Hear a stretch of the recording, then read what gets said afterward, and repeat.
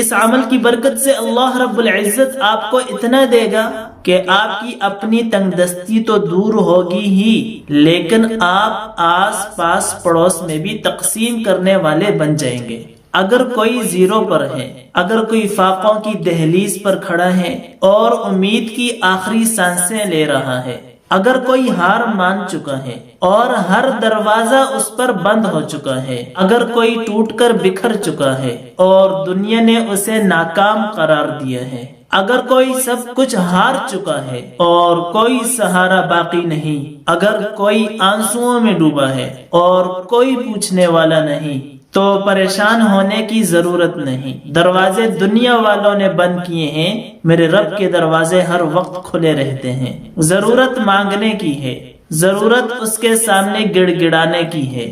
ابھی جو عمل میں بتانے جا رہا ہوں وہ انتہائی مجرب اور آزمودہ ہے۔ یہ کرنے کے بعد دیکھیے کہ اللہ رب العزت کیسے آپ کے لیے رزق کے دروازے، کامیابیوں کے دروازے، اپنی رحمتوں کے دروازے، خوشی کے دروازے، امید کے دروازے، اپنی رضا کے دروازے کیسے اللہ رب العزت آپ کے لیے کھولتا ہے۔ اس عمل کی برکت سے اللہ رب العزت آپ کو اتنا دے گا کہ آپ کی اپنی تنگ دستی تو دور ہوگی ہی، لیکن آپ آس پاس پڑوس میں بھی تقسیم کرنے والے بن جائیں گے۔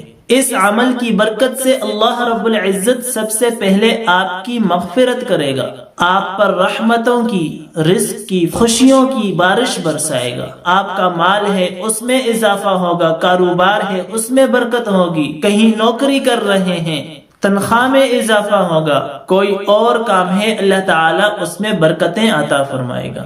آپ نے کرنا کیا ہے؟ وظیفہ بہت ہی آسان ہے۔ استغفر اللہ ربی من کل ذنب واتوب الیہ، ہاں اس کا ورد کرنا ہے۔ پہلے اس کا چلہ کر لیں 1,21,000 مرتبہ، سارے گھر والے مل کر اس کا چلہ کر لیں، چاہے ایک ہفتے میں کریں، 11 دن میں کریں، 21 دن میں کریں، جتنے دنوں میں کر سکتے ہیں آپ کریں۔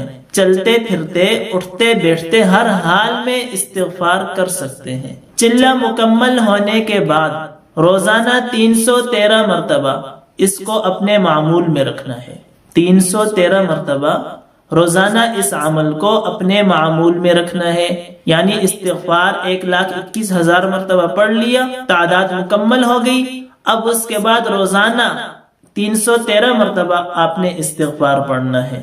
313 مرتبہ تو پڑھنا ہے۔ اگر مزید آپ کو فوائد چاہیے، مزید ترقیاں چاہتے ہیں، مزید انعامات کی بارش چاہتے ہیں، تو استغفار کو اپنا اوڑھنا بچھونا بنا دیں۔ کیا مطلب؟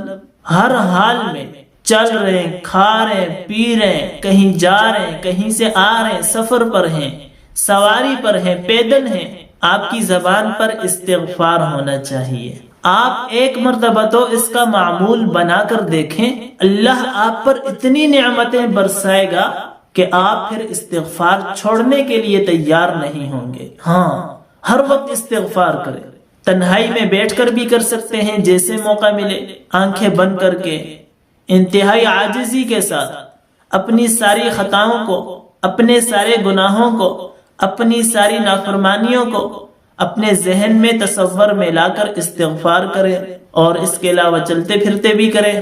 پھر دیکھیں جب گناہوں کی نحوست ختم ہو جائے گی، آپ اللہ کے قریب ہو جائیں گے، پھر دیکھیں گے کہ اللہ رب العزت آپ کے فقر کو مالداری میں کیسے تبدیل کرتا ہے۔ اگر آپ روڈ پتی ہیں تو میرا اللہ آپ کو کروڑ پتی کیسے بناتا ہے۔ سوچنے کا ٹائم نہیں، اب کرنے کا ٹائم ہے۔ سوچنا بعد میں ہے، کرنا ابھی ہے، کل نہیں، آج نہیں، ابھی سے شروع کرنا ہے۔ اگر اللہ رب العزت کی ذات پر یقین ہے تو آج سے، ابھی سے یہ عمل شروع کریں اور اللہ رب العزت کی نعمتوں سے فائدہ اٹھائیں۔